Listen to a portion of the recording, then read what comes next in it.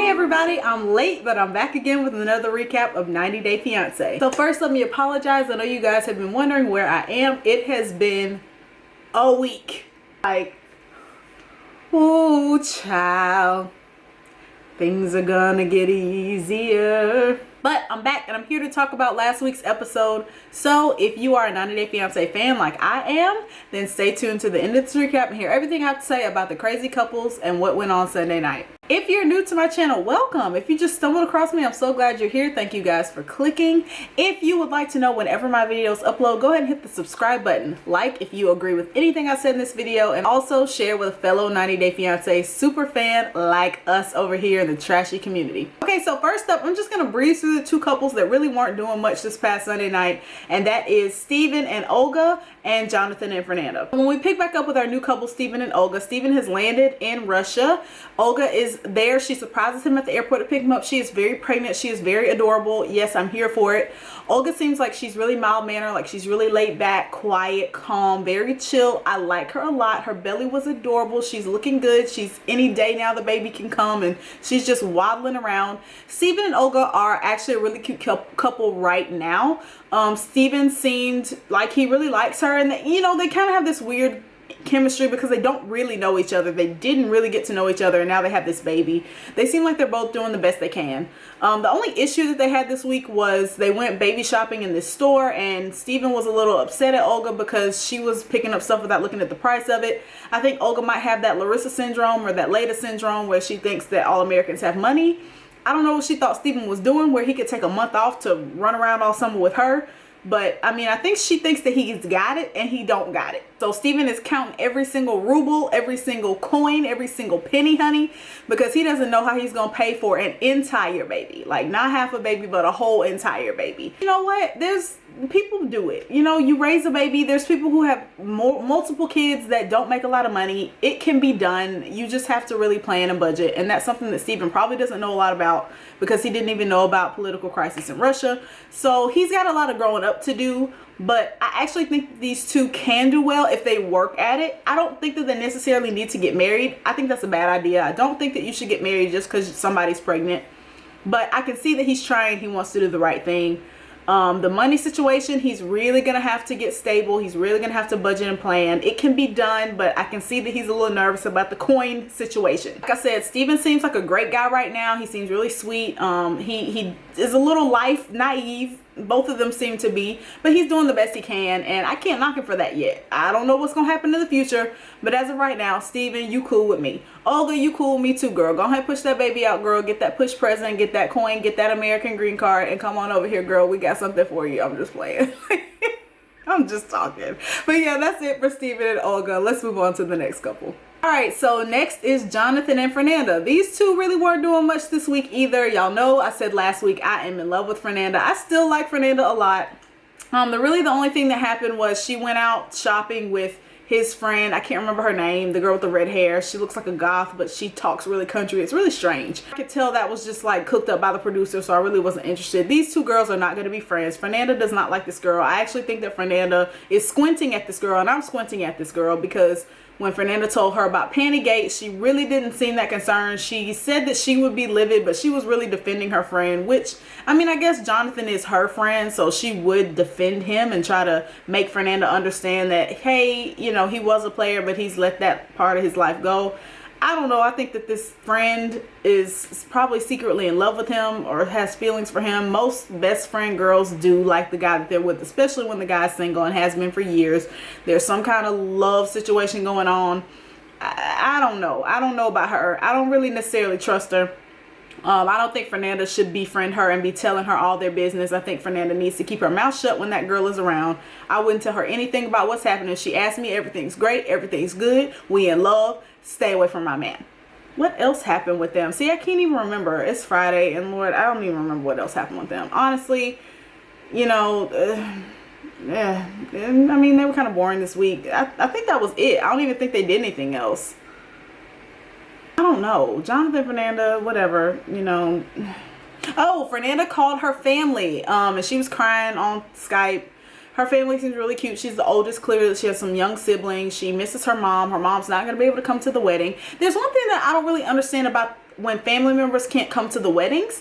Can foreigners not come to America as tourists for like you know how we go on vacation? Like how we'll go to Mexico for a week or two, few days, 4 days, a 5-day trip. Can foreigners not do that? Like you can't come into America unless you have a specific visa that says how long you're going to be here. I don't know. Somebody who's out there and knows the legal side of that, please help me out in the comments, because that has always confused me as to why these people's parents can't come to America for 2 days to see their kid get married. Like, you're not moving here. You're not staying here for an extent. It's like a vacation, a weekend. You can't come to America. Like, we don't let people in like that.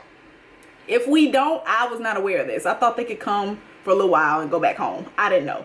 But it was really sad. She misses her family. She's a kid. I mean, it was really just a reminder that even though Fernanda wears all this makeup and she acts really mature, deep down, she's just a little kid. She's like a Bratz doll. Like, she's really pretty. She's dressed up. She's got the new fake boobs, the whole beat face.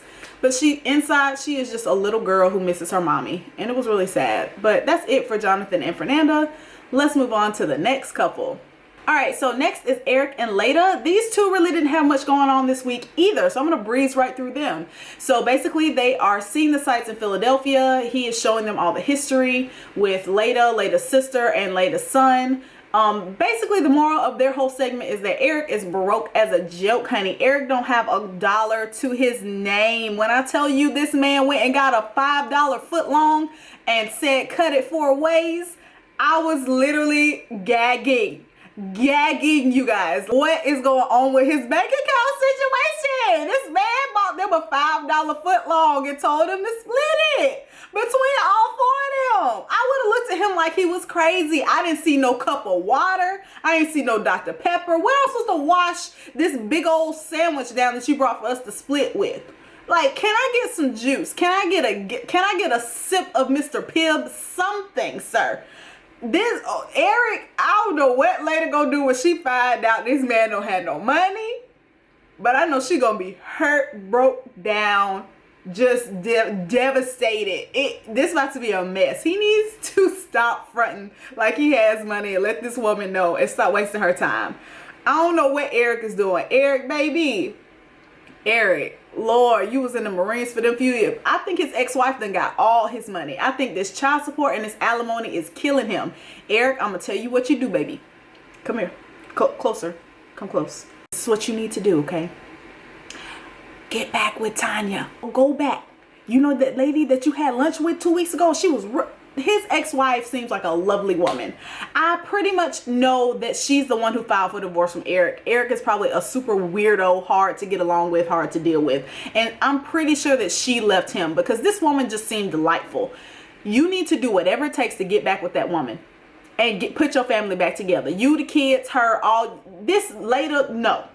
You don't have no money, sir. This woman to divorce you, you got to pay child support, alimony, all of this. You got to split bills with your 19-year-old. This is not going to work, Eric. Go get back with your ex-wife. You need to tell her you sorry. You didn't know what you was doing when you was talking to the Asian woman. It was just a phase. You know, you just lost your mind for a minute. And she is really the right one for you. I really think that he needs to get back with his wife. This is not going to work. Leida's parents touched down. They really didn't show much of their visit. They just showed the initial encounter. And I'm pretty much sure now that what everybody has been saying online is true. That Leida is not actually rich. That she's probably middle class over there where she's from in the Philippines. Oh, is she from Indonesia? I don't know why I can't ever remember where that girl is from. She's probably just middle class in Indonesia because her parents look not dirt poor like Annie's parents, but they didn't look extravagantly rich, like they didn't have Louis bags and stuff like that. So I'm pretty sure that what everybody's saying is true. They are just regular people, and the cost of labor over there is so cheap that even regular people can have maids and drivers and cooks. So I think Leida is looking for a better life in America with a man with some coin, and this is not it. Eric, abort mission. Leida, abort mission. Abort. No. This man literally brought them a $5 foot long, y'all, and laid it on the table and told them 4 people to eat that. How you sharing fast food? Like, how you sharing? Like, it wasn't no restaurant where it's like, oh, we're gonna get the 2 for $20, or you know, you sit down. It was literally like a food court. How you splitting? You splitting fast? Splitting mall food? Is that where the money situation is? Oh Lord, no. Oh, that was it for Eric and Leida. Oh, we're gonna keep Eric's bank account lifted up in prayer because it needs to just touch the hem of his garment. Let's move on to the next couple. Okay, so next is Colt and Larissa. We pick up where we left off last week. Larissa has landed and now she is finally coming home to meet Debbie. Colt and Larissa are riding in this hot box and not in the good way. Larissa is just sweating. She's fanning. Colt will not roll the windows down. It's just a mess. I can only imagine how hot it is in that car and I would be miserable. And she's already gonna put her worst foot forward because she's gonna show up to the house to meet her future mother-in-law Debbie for the first time, hot and bothered, and not in the good way once again. They come in the door. Debbie is there waiting for them. Debbie meets Larissa. Larissa is being awkward, kind of rude and mean.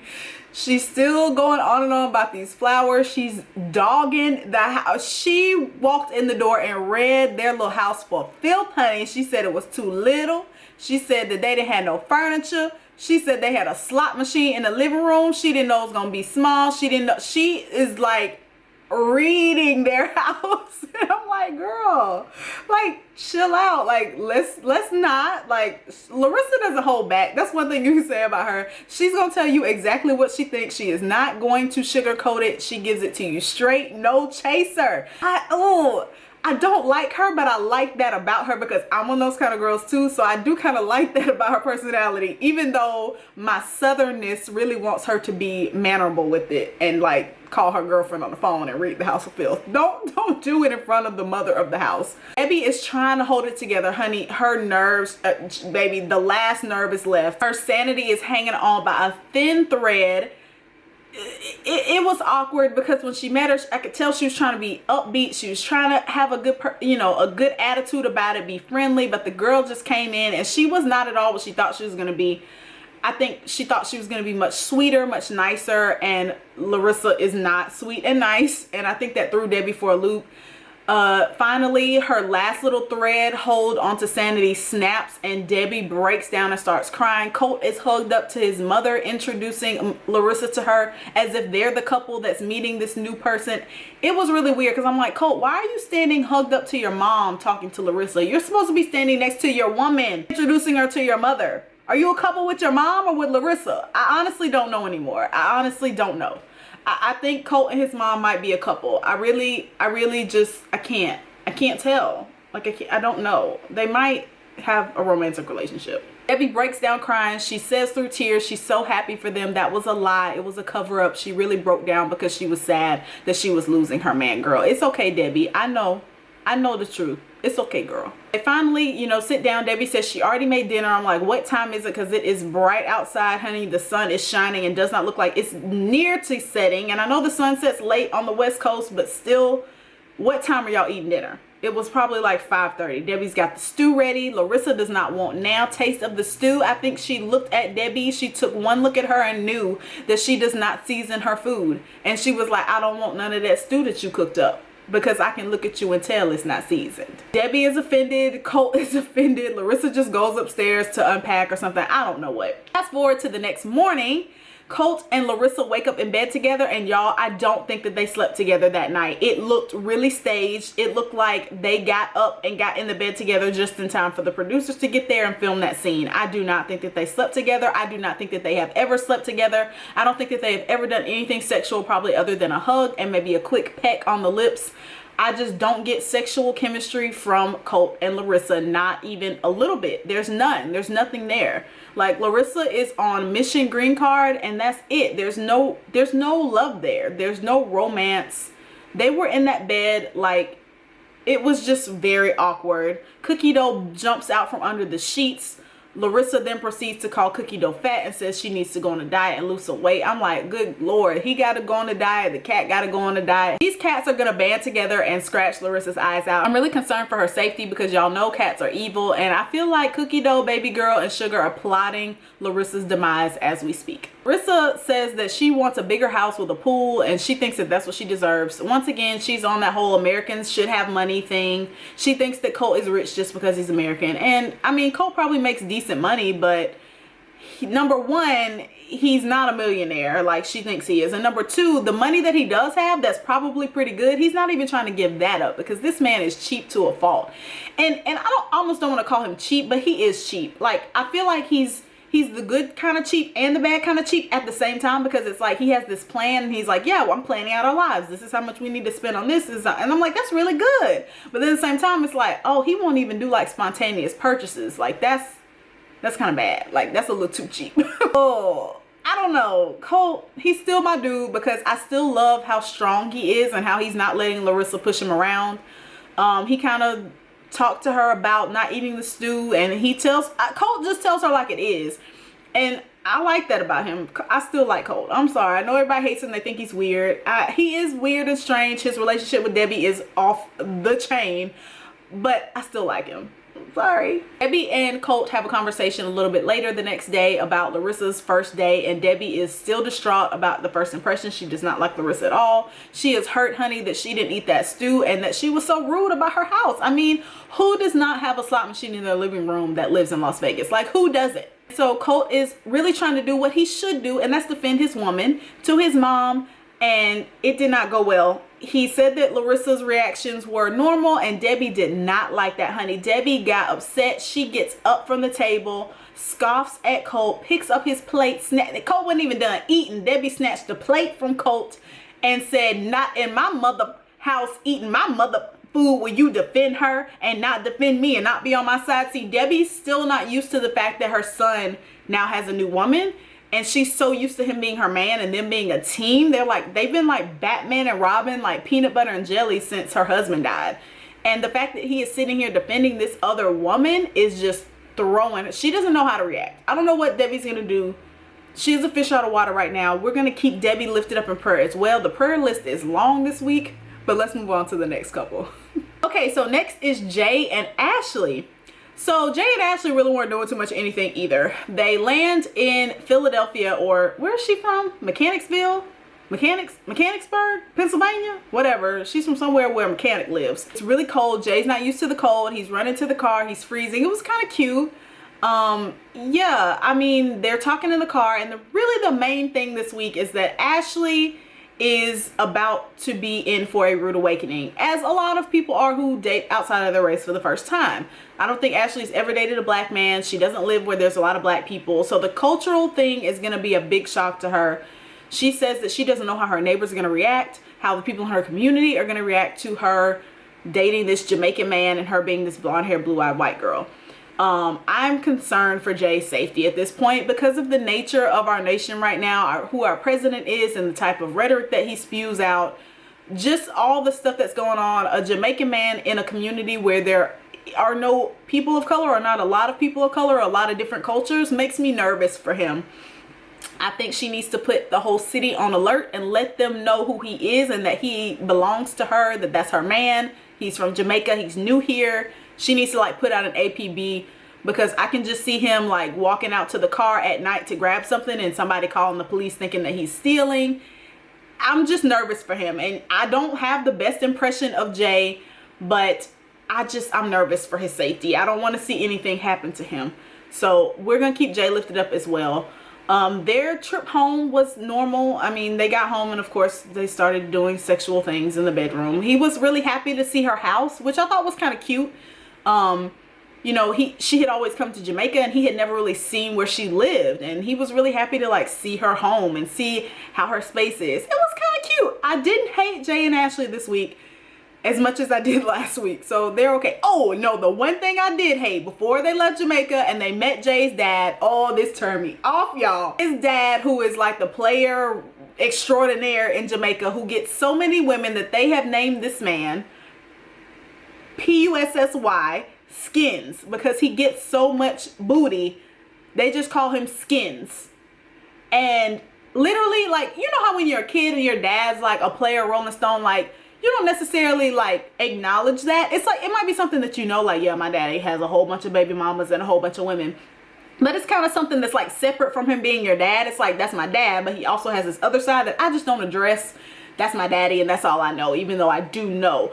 Jay almost seemed like he emulated it. Like when his dad pulled up, he's like, Skins, oh, like you're so cool, Dad, because you get so much booty. And I'm like, he said in his confessional that he didn't want to be like him, but the way that he acted when his dad pulled up just said otherwise to me. To me, it looked like his dad was his hero, and not in the good way, like not in the, wow, my dad's amazing, I want to be like him. It was like, my dad gets so many women, and I just love that about him. Like, that's just the feeling that I got from Jay and his dad. His dad didn't seem too concerned with him going to America with this woman, because he's had America. Nobody cares that Jay's leaving. His family seemed very passive about it. He was like, all right, dapped them up, and then they were out, and that was it. That was our meeting of skins. That boy needs therapy. That Ashley, first order of business in Pennsylvania, in Mechanicsville, mechanic, whoever, you need to get that boy a therapist. But that was basically it for Jay and Ashley. Let's move on to the last couple. All right, so you guys, I'm fanning myself because I'm scared that I'm gonna get hot doing this last couple. I saved the worst for last, the absolute worst for last. Kalani and Asuelu. So you know, last week I had Asuelu on my people who you love list, and he is the only person on the list right now. I love this man, y'all. I just want so many good things for him. And I don't think Kalani nor her family is it. You know, last week that I said my first impression of Asuelu with that was that he was... Don't call him slow. Well, don't call him slow. Well, that was just what I thought at first. I don't care. Don't call him that no more. I mean, well, he did act kind of slow. No, he was nice and friendly. Can I do my video? Well, not calling him slow. I mean, I know the people was mad at me because I called him slow. Don't say it again. I can't even say the word. No. Well, what can I say? Say something else. What? I mean, okay. You gotta find another word. What you want me to, can I say culturally challenged? Yeah, Is that works. That's good. Is that PC enough? Yeah, that's PC. That's good. Okay, well, we gonna go with culturally challenged for now, and hopefully I'm okay with that. All right. Well, hopefully the folks will jump in the comments mad at me. Hey, don't let the folks get in them comments again. All right, we're gonna go with that. All right. Okay. So my first impression of Asuelu was that he was... Watch it. Culturally challenged. All right. And just seemed very childlike. Don't push it. Can I say that? I mean, I guess. Very childlike. Sweet as he can be. Pure soul. Just best intentions. I don't get a scamming vibe from him. 0% scammer. I really feel like he just saw Kalani when she was at the resort. He liked her. I think they just hit it off. They oopsed up, they got pregnant, and now he's here trying to be a father to his son. He's trying to do the right thing. I'm getting warm. Because I'm so angry.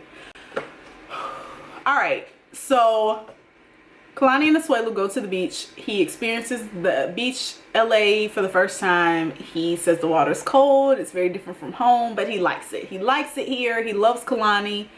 They sit down and have a conversation. They're just talking about her family, and Asuelu is just saying, you know, he doesn't really understand why they don't like him. He really wants to marry her, be a dad to his son, give her the best life that he can. Y'all, when this man sat up there and started crying, I was just like, I see you, boy. Like, yes, I see your heart. Okay, I see your intentions. Like, I understand. We here. Like, we here. Like, I see you, Asuelu. That was so tender and just real and raw.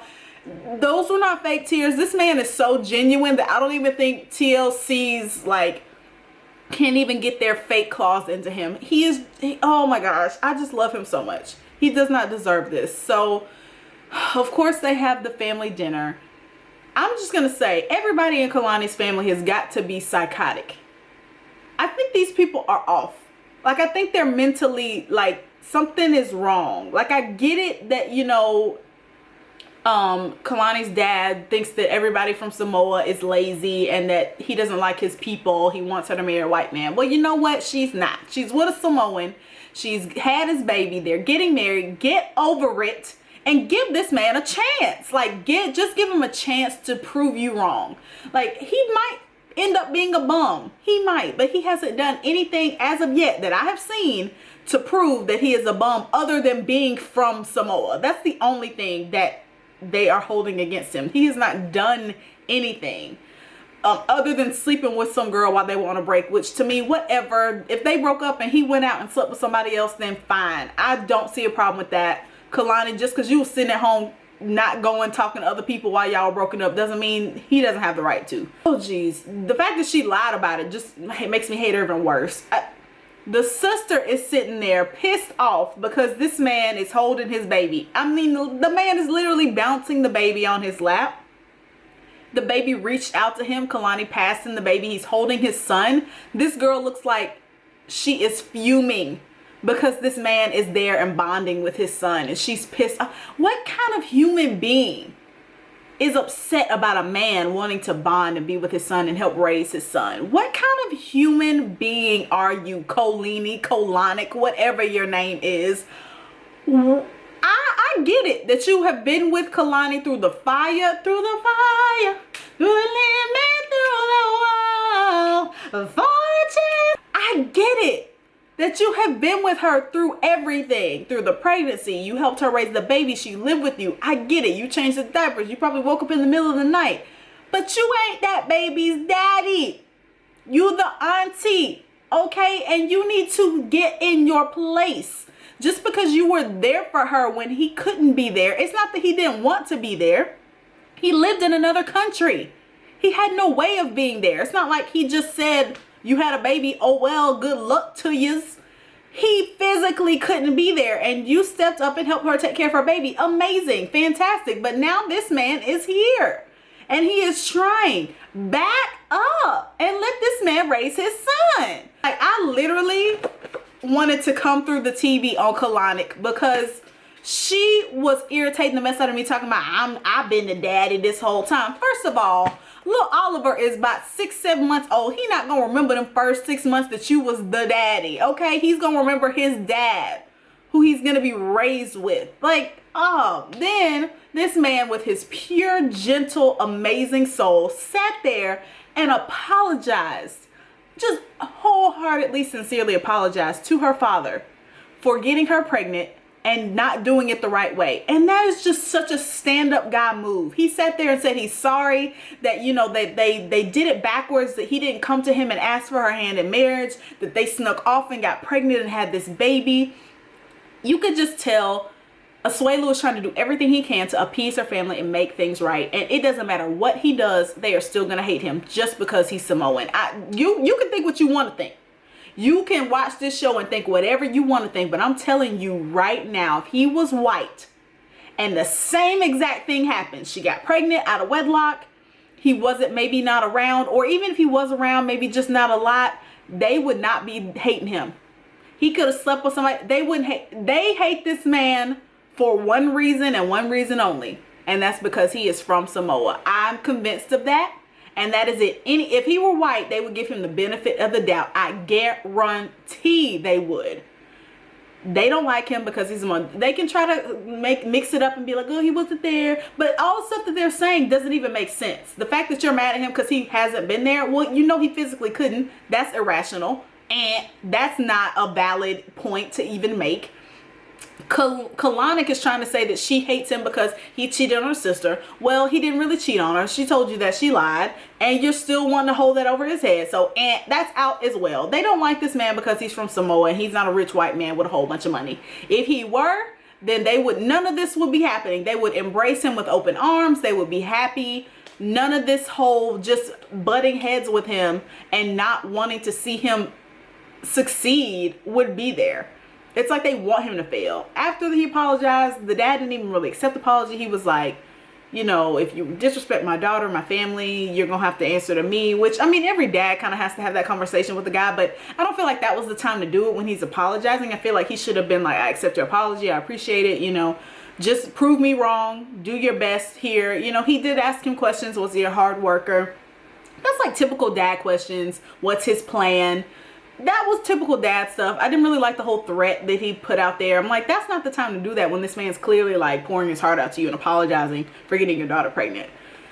Oh my God, this family is just, they are just like, why do you hate yourself so much?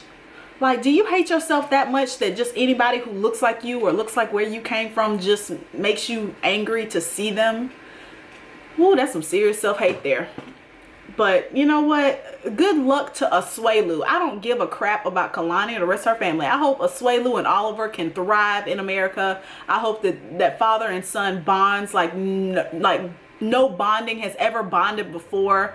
I hope that he proves all of them wrong and like opens up a restaurant or starts a business or something, starts making bank and proves to them that not only white people have money, but guess what? People of color have some coin too. Good luck to you, Asuelu. Forget you, family Kalani. All of y'all can go. Okay. But that's it for this recap. Thank you guys so much for being so patient and waiting until Friday night to watch this recap. I really appreciate every single one of you. Click on my videos every week. You have no idea how much it means to me. If you liked anything I said, go ahead and hit that like button, share with a fellow 90 Day Fiance fanatic, and subscribe if you want to know when my videos drop every single week. Thanks for watching once again. I'll see you next week in the recap. Bye. Okay, so sometimes people want to know like what my shirts are. So this shirt says, "My dog is my co-pilot," and my dog is my co-pilot. I got it from Target. I don't know, I'm in the South, so I don't know how the Target stock their stores, but it might be in yours. I just got it like a week ago. So yeah, if your dog is your co-pilot, he's sounding off right now. Actually, let me go get him and let you guys see how he's my co-pilot. So everybody can see you. Hey, buddy. Bite my fingers off. He was eating and I stole his food from him so he could say hi. And he's like, "Where's my dinner?" My little co-pilot here. Here he is. You guys can see him now. Hi. Right there. There's that little face. Are you camera shy? Are you camera shy? Boy, back up, boy. All right, are you my co-pilot? Are you? All right, bye guys.